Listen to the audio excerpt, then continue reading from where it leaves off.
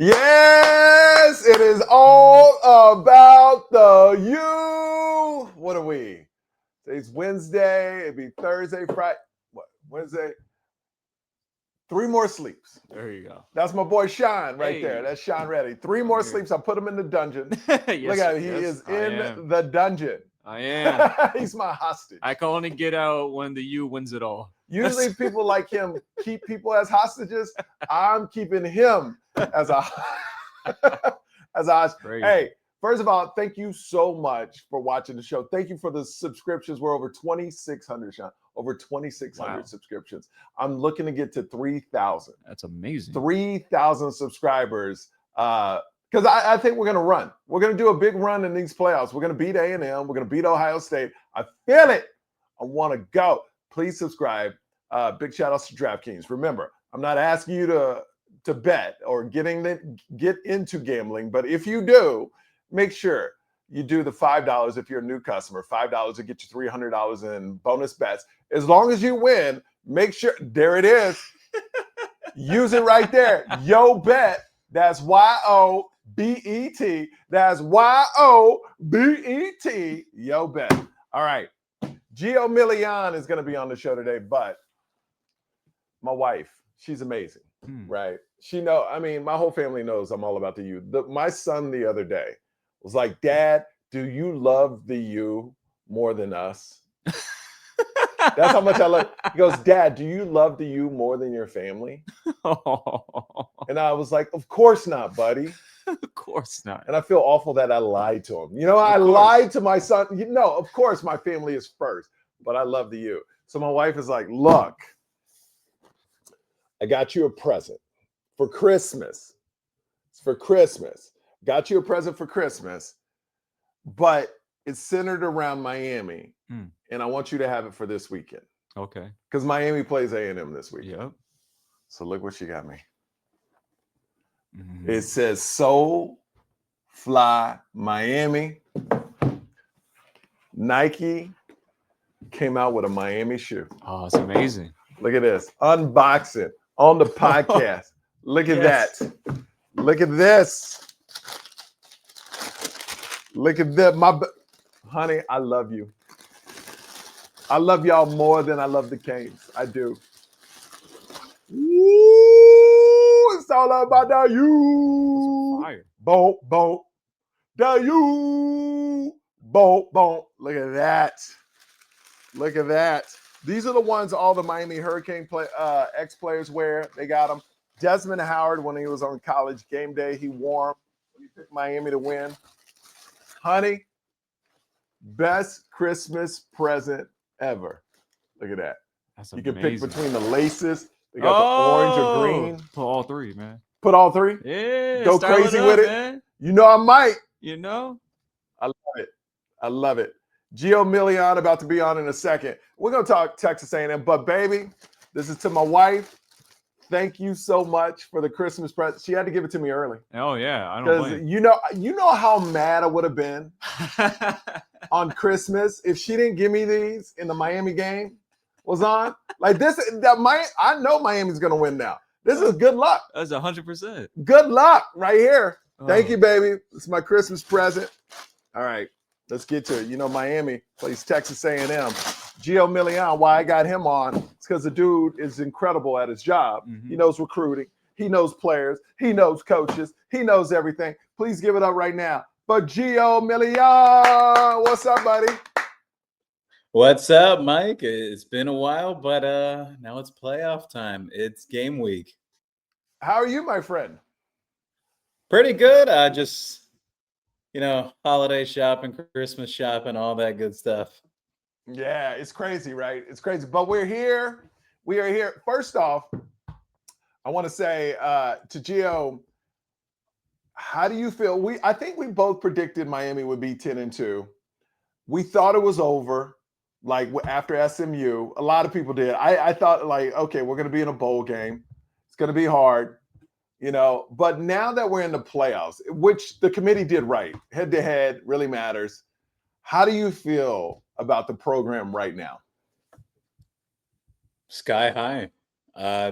Biggest reason why you can't get that negative recruiting experience from other programs saying, "Oh, well, they don't play for anything significant. They've never been to the playoffs, the ACC, this and that." Forget the ACC at this point. It's all about the playoffs. You know, The ACC is you, whatever at this point. that's what I was saying. Like with the playoffs, I think bowl games don't matter anymore. And I don't care that Notre Dame dropped out. Yeah, they should have played, but I could care less about Notre Dame. I haven't thought about it. But what college football is doing is they're destroying bowl games. And the other thing is they're destroying conference championships. Because, like I said, I rather look at Duke. They're ACC champions, but nobody's talking about it. Nobody cares, right? It's all about the playoffs. So I started saying about 4 weeks ago, who cares about the ACC championship? You want to get into the playoffs because you can brag all you want to a player. Hey, we got the ACC championship. And they'd be like, yeah, but I want to be in the playoffs. The postseason, because that's all that matters. Do you feel bowl games and conference championships will go away? At least immediately, no, but it's getting to that point. I'll give you this. I overheard through a few officials that actually visited Hard Rock Stadium who come up into the press box and everything. They scout these teams throughout the season to try to figure out, like, okay, who do we want to invite? Or maybe this is a prospective candidate to bring to our bowl game.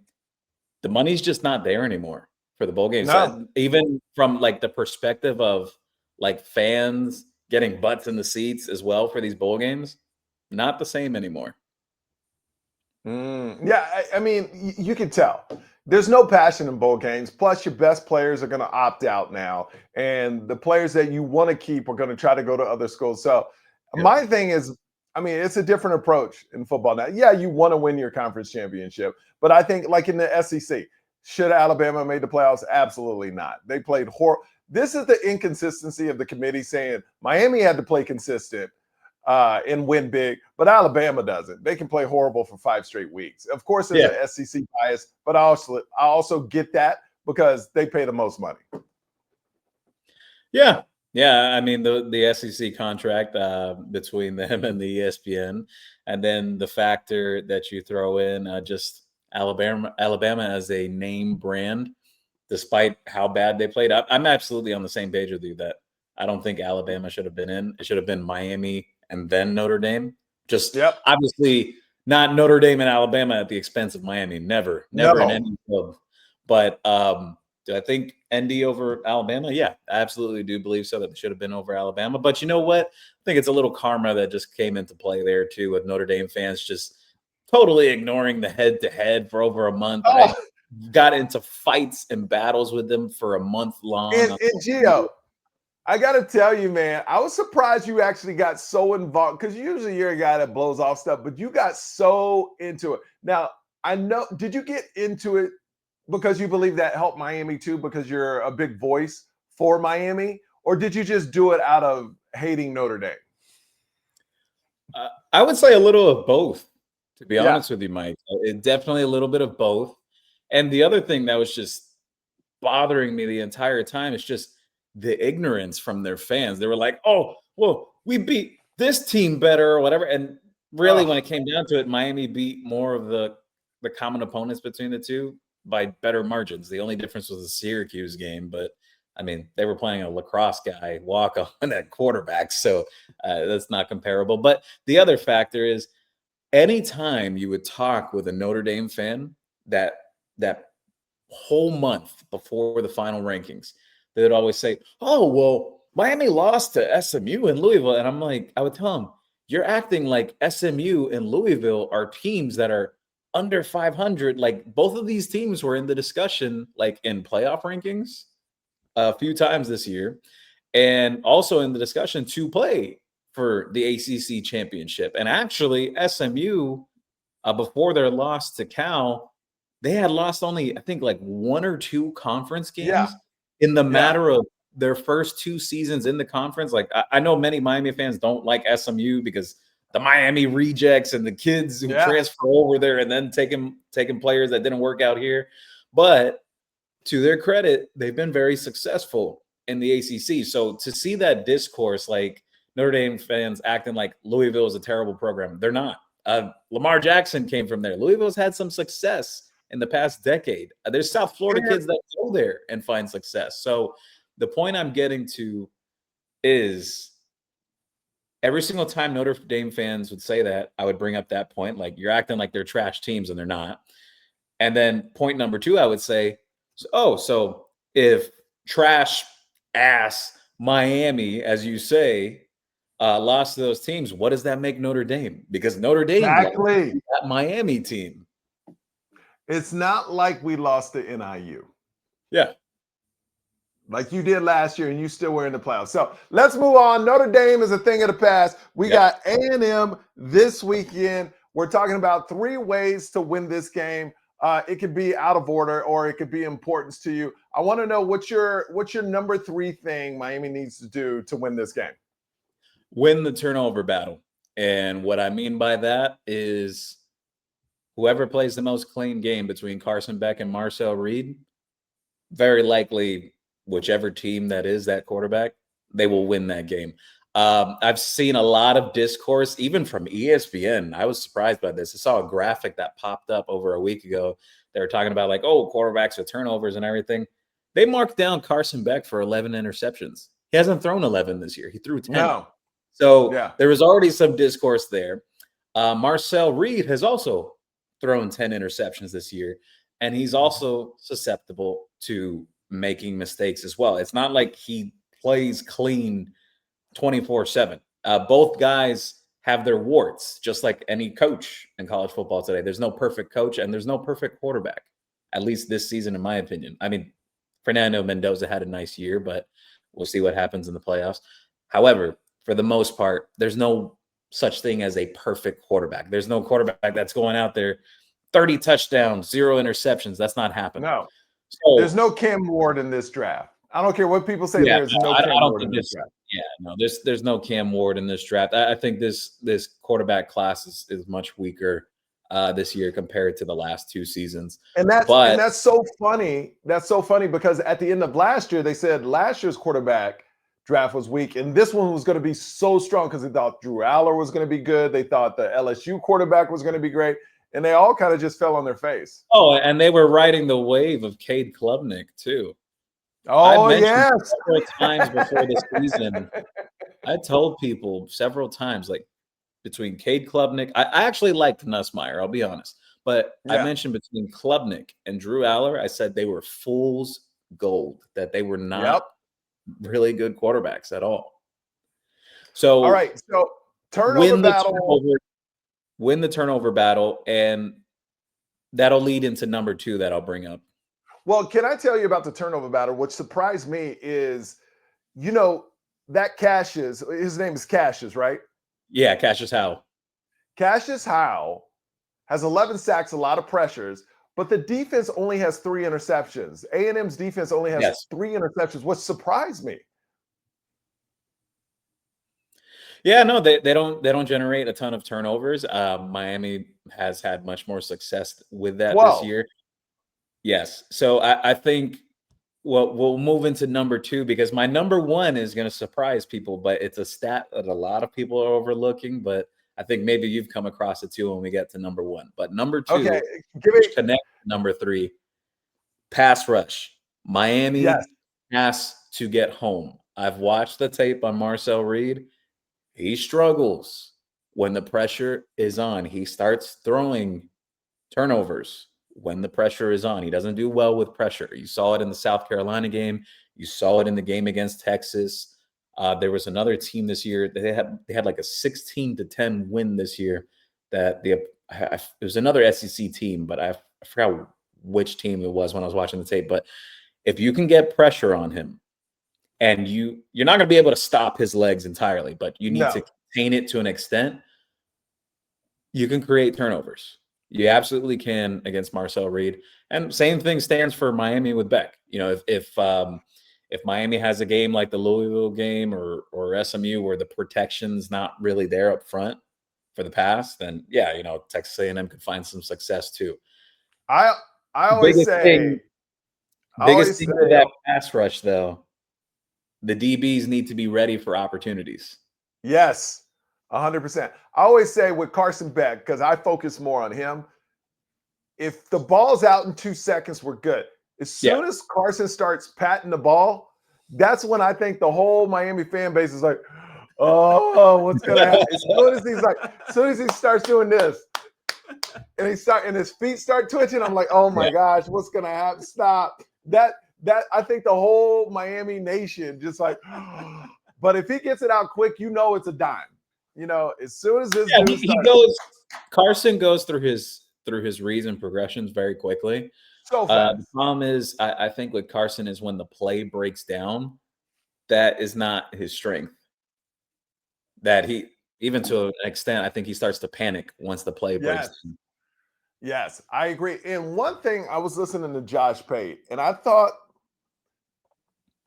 what he said, and I don't know if you're going to cover this, but one thing that surprised me was he said, Miami's played 5 running quarterbacks.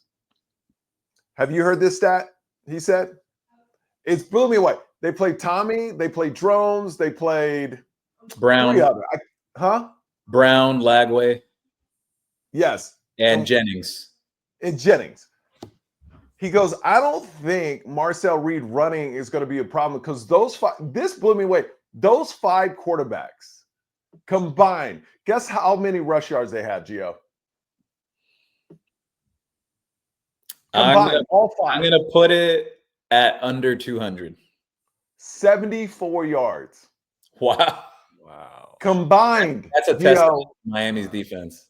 Combined. All 5 running quarterbacks have a combined total of 74 yards against Miami. So Josh Pate, even though he picked A&M, he goes, I don't think Marcel Reed's legs will be a problem, but Jennings' legs were a problem for 2 10-yard runs. So it doesn't have to be the whole game and he can get out of trouble. Yeah. But like you said, Bain gets home, Akeem Messidor gets home. I think that dude will give up a lot. He'll give up some interceptions, and with our DBs, with or without Keontae Scott, I think we're good. I think Keontae Scott will give it a go. They're very optimistic about it.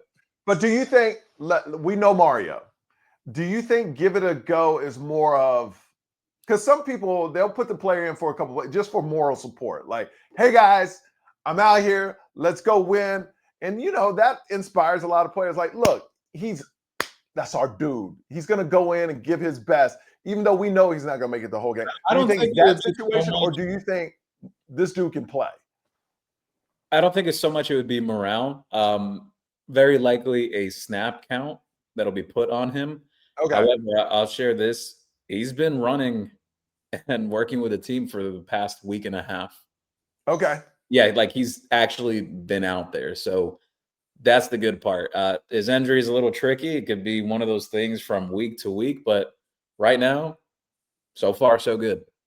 Okay, now, before you get to your number one reason what Miami needs to do to win this game, do you have any little nuggets about anything? Because I love your nuggets, because I want to end on recruiting, a little bit of recruiting news. Do you have any nuggets that we should know about? Very good chance that Ahmad Moten returns for another year from the latest feedback I've received. That would be a very big one, considering how well he's played this year. The discussion about Mark Fletcher possibly going to the league, that's very much still up in the air. I've actually heard recently this leaning more towards returning for another year. So that would be a big piece for Miami, but that's just outside of recruiting stuff. I can't see Mark Fletcher as of now being like in the first. I mean, he's maybe a day 3 person. Yeah, very likely. Yeah, so coming back would be good, but also I think he's gonna, even Mark Fletcher. I love Mark Fletcher because he bleeds green and orange, but that running back room is going to be a tougher place to play next year. I think you got some boys coming in. You got Pringle that's on the uprise. You got a lot of great running backs. And I believe Miami has finally cracked the code to be like, oh, okay, we can have power. Isn't Shamar Brown coming back too? Yeah, he has another year of eligibility. Lyle still has eligibility too. Yeah, Lyle didn't have the year that was expected, but I think sometimes we have short-term memory as fans of how good he was the year before. Sometimes guys have a sophomore slump, so we'll see. But I also believe Lyle wasn't used like Pringle was used. That's when 11 a team could put 11 in the box and we're running right up the middle. You know what I mean? I think Pringle benefited because it's almost timing, man. He came in when Miami changed the direction of their offense. After SMU was like, we can't play like this anymore. Let's have fun. They call it fun, but it's not basic football. That's what it's not running up the middle, A gap all day. So you can call it whatever you want, but now they got more outside run. I got a saying for it. The prior way, leather helmet football. Yes, leather. It's not leather helmet football anymore. Can I tell you what picture haunts me is that 11 men in the box SMU photo on 4th and 1. But that right there, you know what? It was in hindsight good that we lost to SMU because Mario even came out the next week and he said it in the different weeks. I had to adapt. And I think that that picture, because the picture that went viral spoke like if I was a head coach and I saw that picture, I'd be like, all right, I am archaic. 11 men in the box and I'm still trying to run it up the middle on 4th. We got to change. So big shout outs to Mario for finally swallowing his ego because I think that game was very necessary for this team. Yeah. I know people that get upset. They say, "Oh, we shouldn't have lost" or whatever. In the calls. I agree. Miami got screwed with the calls in that game, especially late in that game. However, would Miami fans take that game back on the concept that Miami would just try to power everything? And you get where I'm coming from. Trust me, Gio. If Miami won that game, they would have still been playing the same way. Oh, absolutely. So SMU was actually a great loss, not just for this year, for the future of the program, because Mario has seen the effect of, let's just have fun. Let's just play ball. Even Mario said in one of these latest press conferences, I wasn't letting players have fun. It was all business. So I think that SMU game changed everything, and he's seen the players react. My thing is, hopefully for this game, they won't clamp up in the play calling because it's a playoff game and they just play free and fun like they have been. Yeah. We'll see. What's your take on that before you get to your first point? I think he'll let them play free and loose. Just have fun out there. I think the biggest thing too is win or loss. The most important thing is you have to show that you belong there. Yes. 100%. 100%. All right, let's get to your number one, Gio. What's your number one? Special teams, the kicking game. Okay. Texas A&M has a very big problem in terms of field goals this year. They're terrible beyond the 40. And just in general, the just accuracy numbers, very, very bad. I think that could play a factor if this becomes a tough, grinded out fest where both teams are struggling to get into the end zone. I think it'll absolutely play a factor. And we all know they're playing at home, 110,000 fans. I don't think that, like, if you've ever played, I played college football, but I wasn't on the level of these people. I played at LSU when I played for Arkansas, and if they would have beat us, they would have went to a bowl game, and it was I don't think it was 110, maybe 80, 90,000 that were there. And what was crazy is when you got off the bus, they had a live tiger in a cage outside your bus that they would poke back then. And the tiger would be like, roar, roar. And they would go, tiger bait, tiger bait, tiger. I mean, talk about trailer park trash. Anyway, no, it's true. It's true. So I just feel like if you play college football, when the ball snaps, you don't hear anything. It's the craziest thing. It just goes silent. It's just like the movies. It goes silent. I got the numbers exactly for you, Mike. So this year, Texas A&M is 11 for 18 on field goal attempts. They are 4 for 5 from 20 to 29 yards. They are 2 for 2 from 30 to 39. From 40 to 49, they are 5 for 8. And from 50 plus, they are 0 for 3. They are averaging Their average right now 60% completion on field goals throughout this entire season. That's alarming. It absolutely is. Maybe their team is more intimidated by their crowds than other teams. That's crazy. I never knew the field goal. I did know that also when you're speaking special teams, that Miami's punt return averages 14 yards, and the people against Miami only average 4.8 yards per return in punts. That's that Malachi effect. Yes, which also is pretty amazing because if you think about 4.5, 5 yards, that's literally a guy catching a punt and taking 3 steps, which is 5 yards. Yeah. And they're not getting that against Miami. But that Concepcion is a different beast. I would kick it to the sidelines every time. You don't want him to get that in open space. To me, do you think they'll kick away from him? I think they will. Yeah, I think mostly because Miami's very familiar with Concepcion. They've played him actually a couple of times already before he even got to A&M when he was at burned us. Yeah.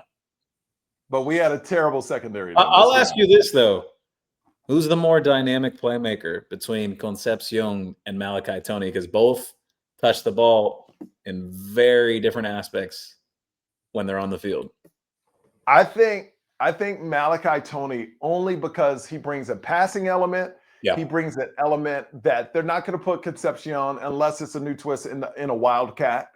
I think Concepcion, as far as catching the ball, being strong, I think, the dude, if he catches the ball on a slant route, linebackers better be in position because he gonna take off. You like that dude is bad. But Malachi Tony, to me, he's the most special player in college. I put him over Jeremiah Smith. Like everybody, he's a dude that like nobody on any other team can do. He can do everything. Literally, I believe if Carson Beck went down, they might put Malachi Tony in for quarterback over Emory. Like I think they literally. Would. I mean, the dude can do everything. You know what I mean? At least he'll be a running threat if nobody's open. You know what I mean? So let me get your score real quick. Have you put a prediction out? I don't want to rush you if you haven't, or if you want to save it for your own, that's fine too. I'll go with Miami 31, Texas A&M 20. Whoa, that's good. I think the magic number for Miami this year when they've won games, just getting right past 30 this year. I put them at 31. So 31-20. I think it's a late touchdown that puts Miami ahead. I think it'll be 24-20 late into that fourth quarter, and Miami finds a way to put another on the board, and that'll be that. I will say 34-17.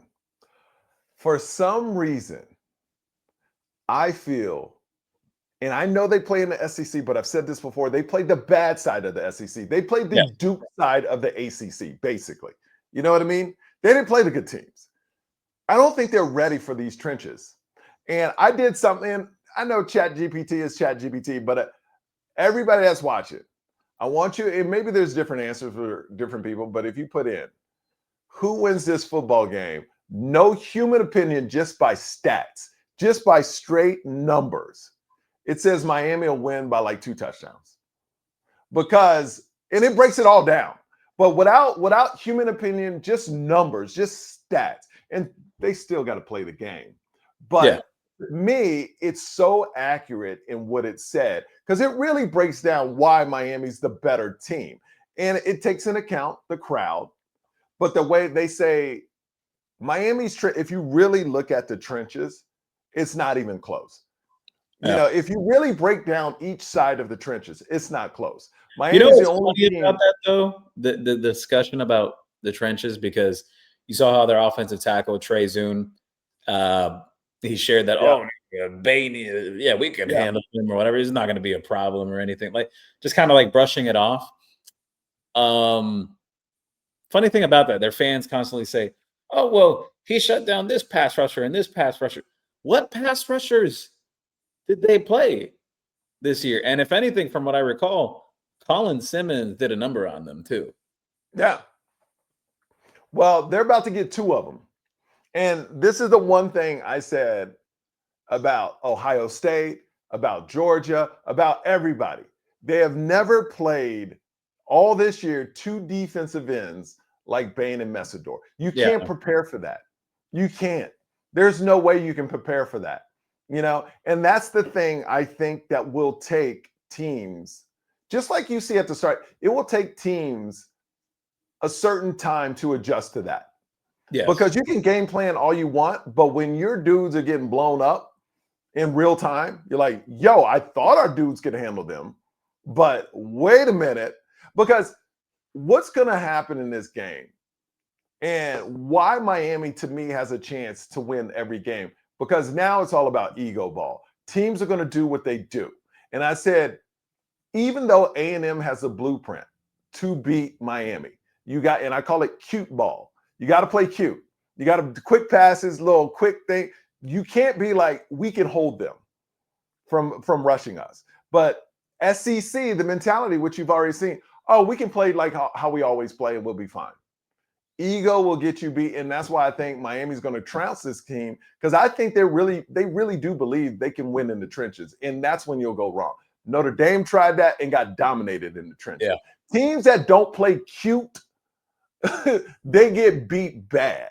I absolutely agree with you. Someone had asked me last week, they said, obviously people ask me, how do you think Miami could win this game and everything? But I was asked the reverse of that. Someone had asked me, what would Texas A&M have to do to beat Miami? And I said simply, look up the tape when Louisville played Miami. You want to beat Miami, that's the blueprint there. And I think that's where an adjustment has to come from Coach Heatherman to, you got to bring those defensive backs down and you have to have them press, and they need to be willing to make open field tackles on the perimeter if the opposing team is going to play the quick game. And I call that cute ball, because Louisville was not worried about running it up the middle on us. But I think A&M, though, with Mike Elko, who's kind of smug when he talks. That's another story. I don't like his attitude. Anyway, but I really feel the benefit of Miami is it's looked down on because it's the ACC. And why Miami has a chance, because all the other teams' egos will get in the way. And once you play ego ball, you lose, because they're going to be like, yeah, we've seen the tape and we'll do a little bit, but we're just going to do our thing. And I'll go, okay, you do that. You do that. All right, Gio, real quick on recruiting and we'll wrap this up. How do you feel? What did we wind up? Because I saw 10, I saw 8, depending on the ranking system, it depends on which one you look at, but for the most part. How do you feel? Really good class. I know it's a very different sentiment, for at least for fans this year, because a year ago people were freaking out. They're like, we're not top 10. And I told people, yeah, it's not a top 10 class by volume, but look at who they landed. And sure enough, it played out on the field. I told people it was a class of quality. It wasn't about quantity. Now this year, fast forward, it's quality and quantity. It's both. Yes. This time around. It's the most blue chippers signed to this program in over 20 years.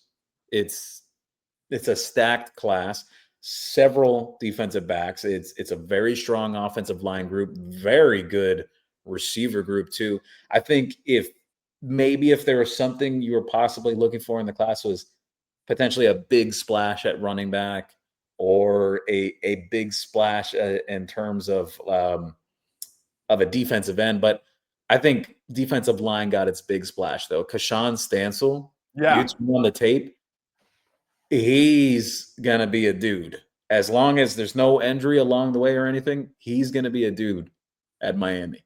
So I think it was a solid class. Maybe they could have got a little more at linebacker, but they're gonna hit that in the portal. So I think it was a really, really good class overall.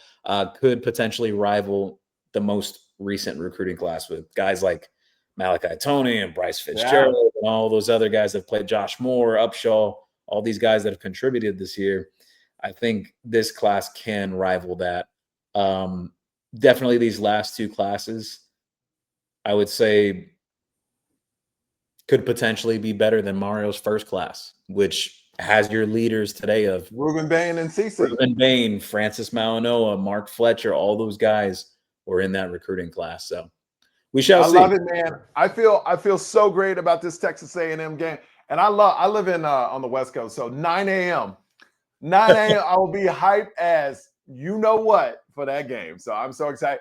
And Gio, next time I have you on, we'll talk about after this game. Yeah, I want to get you on to talk about transfer quarterbacks and things like that. Things we're looking in the portal. Yeah, things will start to heat up a little more because right now, a lot of players are either re-upping on their deals with their schools or they're in negotiations. So guys are leaving and going and staying. Everything's still in flux, but definitely by next week it would be perfect timing because it'll be a week out before it officially opens up. Yeah. All right, Gio, tell everybody where they can find you, man. Yeah, everyone can find me on X at Gio Milian. You could also find me on YouTube at Cane Smoke, or I'll also be on the Caneswear podcast this week with Brett and Mondo and those guys, and sometimes WQAM. Just I'm around. Speaking about Caneswear, this is where I got that. Caneswear, rocking it. Yeah. It's all about the you, baby. All right, I'll see you next time, Gio. Go Canes. Go Canes. Go Canes. Let's go.